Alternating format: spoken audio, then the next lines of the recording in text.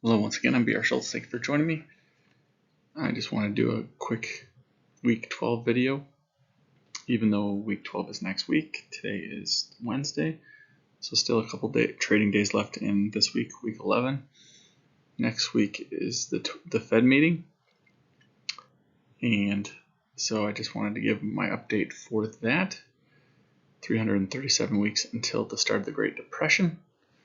I believe that AI will be the main driver AI and Bitcoin will be the main driver of markets and liquidity into late 2030 for the macro peak in markets, and then a giant market crash from 2031 through 2035 for a Great Depression type of scenario.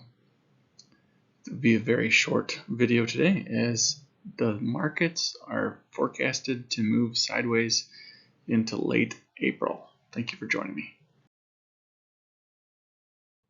Going into the end of Q1 2024, I've received about $250 in donations. If you'd like to donate, please feel free using Venmo or PayPal. And also a link down in the description below this video. So once again, I've updated this graph for this week. As of today, close of business. And it's almost midnight here. So end of day, March 13th. Essentially, you're seeing that there are 3 counts in the gold wave. Historically, each 3 count has led to about a 7%, 10% correction in markets. So in normal markets, this would drop the market by 7 to 10% each one of these.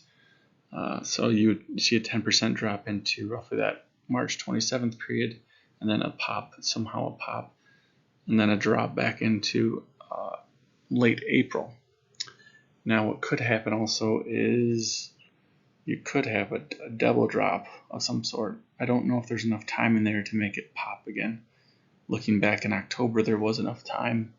You saw from October 5th low, and then it popped up into mid-October and then back down into late October. So I believe it could be something like that, where we could hit some type of major correction into late March and then get a small pop and then a drop into the end of April.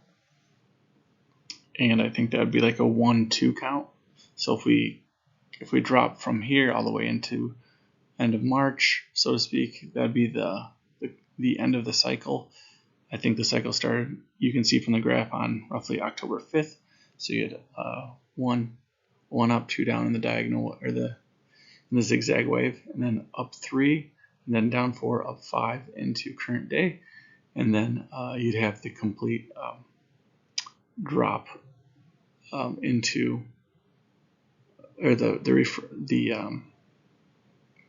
oh man, it's too late. Can't think straight.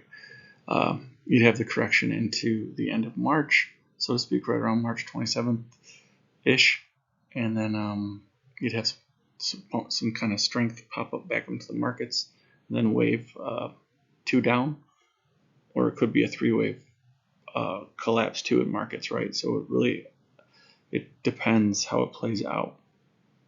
So you could have a 3-wave move down if you think about it that way, or you could start start wave 3 up off of the end of April low. And either way, if it plays out like October 5th and 11 or November 3rd, similar to that structure in the zigzag wave, it could count for both, right? You could argue that it was a drop, pop, and then drop again into late April for the final bottom, or you could argue that it's a final correction into late March, and then wave 1 up, and then wave 2 down into end of April. So I'm not really going to get into the nitty-gritty this week because the models are just too muddy. They're not clear. The 5-minute model is just choppy as can be, and so it's very hard to figure out which date the model's picking, just because there's so much chop in the short-term models, as you might expect with the intraday movement of the SP500 just going up, down, up, down, up, down, up, down so rapidly. It's extremely hard to understand what you're looking at. So you kind of have to resort to pulling back out to these macro models in the gold wave. So again, expecting two types of more pronounced bottoms or lows in the markets around end of March and end of April, and then we get to see strength into May. And yeah, so I'm going to be taking a break here, basically keeping this single graph going into the end of April timeframe, just so I'm not too stressed out too much. The more detail you provide, usually the more in trouble you get if it's not clear. So I think this is as clear as you can get in my view, and I've learned that you actually lose points, so to speak. You lose your audience's respect a little bit if you try to go too finite when it's not so easy to do. It's better to keep it at a macro level where people can see what you're saying, see the general forecast, and just take that as enough.